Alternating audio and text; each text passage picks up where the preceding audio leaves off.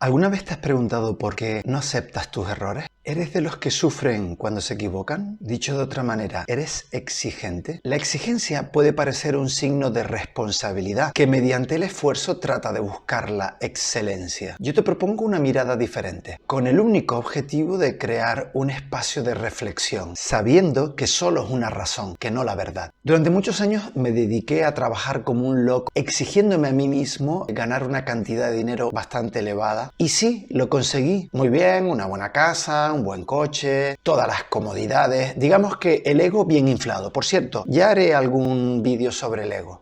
Hasta que la vida me dio un buen revolcón. Recuerdo aquel momento en el hospital, tumbado en la cama con una pastilla debajo de la lengua, mi mujer y mis hijos mirándome preocupados, pensando qué va a pasar, y mi mujer embarazada del tercer hijo. Dije, esto no es vida.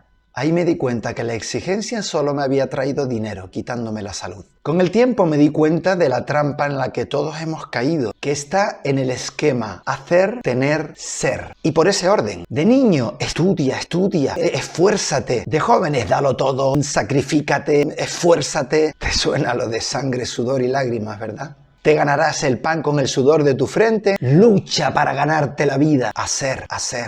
Trabaja duramente. ¿Para qué? Pues para tener una buena casa, una buena posición, para tener dinero, para tener buen coche, para tener una buena titulación, para tener una buena jubilación. Así que hacer, tener, ¿para qué? Para ser conocido, para ser un profesional o para ser famoso, para ser alguien en la vida. Si no, no eres nadie. ¿Ven la trampa? El esquema hacer, tener, ser nos lleva a pensar que soy abogado, economista, coach, cuando eso no es lo que soy. Eso es lo que hago. Si identifico lo que soy con lo que hago, ¿qué pasa si pierdo ese trabajo? ¿No soy nada? ¿No soy nadie? Yo soy mucho más que lo que hago. La misma trampa es la que nos lleva a soy lo que tengo. Soy propietario de esta casa, soy socio del club no sé qué, soy dueño de todas estas fincas, y eso tampoco es lo que soy. Eso es lo que tengo. ¿Y qué pasa con esa trampa de soy lo que tengo? Pues tengo que mantenerlo, pero no solo mantenerlo, sino para crecer necesito cada vez tener más. Mejores coches, mejor casa, más propiedades, más fincas. Y encima mantenerlo, es decir, asegurar que no lo pierdo. Si pierdo lo que tengo, ¿qué soy? No soy nada, no soy nadie. Y claro, las preocupaciones de me robarán, no quiero perder lo que tengo. ¿Y si me cae un meteorito? ¿Y si se quema la casa? ¿Y si los easy dice? Imagina por un momento que el esquema nos lo hubiesen enseñado al revés. Ser, hacer, tener. Es decir, centrarnos en conocernos. ¿Quién soy? ¿Cómo me siento? ¿Cuáles son mis emociones? ¿Por qué y para qué las siento? ¿Cuáles son mis valores? ¿Y cuáles son mis virtudes? Fíjate, cada vez que digo yo soy, da igual lo que ponga detrás, que ya eso me está etiquetando y por tanto limitando. Gracias a saber quién soy y lo que quiero en la vida, me llevará a hacer las cosas de acuerdo a quién soy, a orientar mi vida a aquello que mis valores, mis virtudes y deseos me impulsan. Y así tener salud, una vida plena, una vida congruente, coherente, con sentido, armonía, felicidad. Ganarme la vida.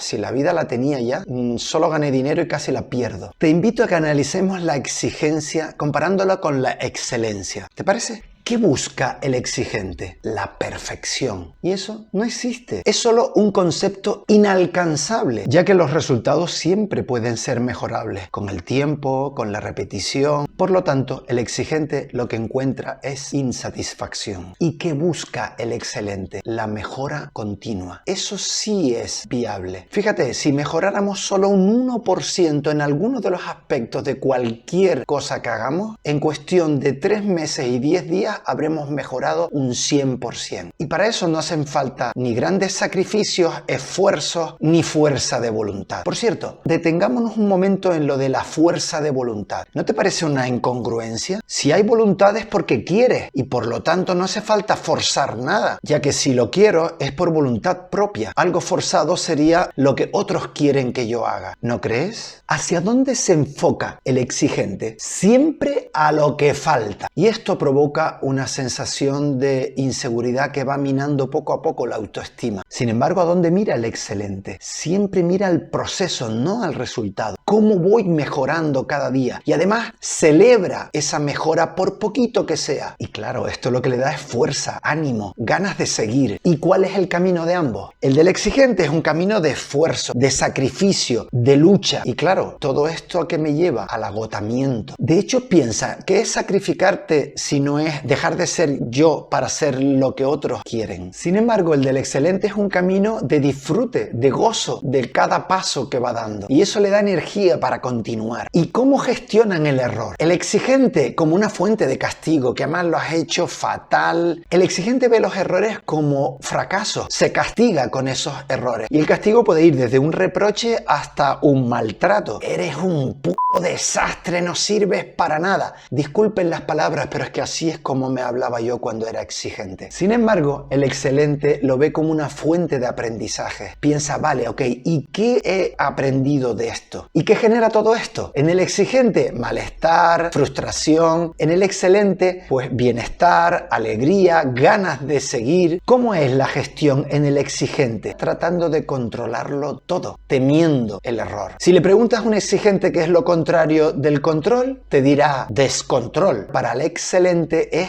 fluir, es dejarse llevar, sin miedo al error, y además ayuda a la creatividad. Por tanto, el excelente no genera tensión ni estrés, sino fluidez, y gestiona con la confianza. Todos los equipos, ya sean deportivos o empresariales, cuyo jefe o entrenador es exigente, lo que hacen es delegar tareas. Haz esto primero, esto segundo, esto tercero, que luego además controlan para ver si se están llevando a cabo. ¿Y qué genera esto? Pues rechazo. Porque si tú estás controlándome, me estás diciendo inconscientemente no confío en ti. Y además temo equivocarme porque entonces me machacas. Sin embargo, los excelentes delegan responsabilidades y de esa forma crearás, te sentirás creativo, no temerás el error. De hecho, plantéate por un momento, cuando éramos niños y aprendimos a escribir o a leer o a hablar o a montar en bicicleta, ¿cómo nos trataban nuestros padres? Con amor, no pasa nada, cariño, no pasa nada. ¿Y cómo es el aprendizaje? En los exigentes, por imitación, en los excelentes, por desarrollo. ¿Y cómo es el liderazgo? En los exigentes, de bajo perfil, casi inexistente. En los excelentes, estratégico. ¿Y cómo se sienten los equipos exigidos? Temerosos, sin confianza, sin creatividad. Sin embargo, los equipos excelentes, confiados, con ganas de trabajar, atrevidos, creativos. La exigencia es programada, la excelencia espontánea. La exigencia se centra en lo perfecto, la excelencia en lo correcto.